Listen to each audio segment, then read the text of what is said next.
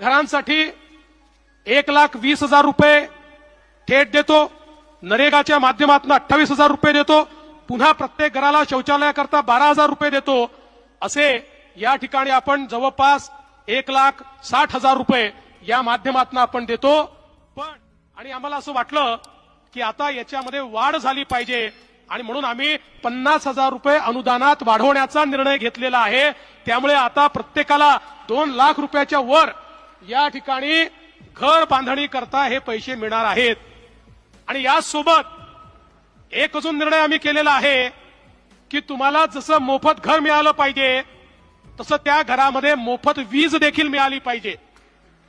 आणि म्हणून 20 लाख लाभार्थ्यांना आम्ही त्या ठिकाणी सोलरचं अनुदान देणार आहोत आणि सोलर त्या ठिकाणी फिट करून जन्मभराकरता तुम्हाला मोफत वीज ही या ठिकाणी मिळणार आहे।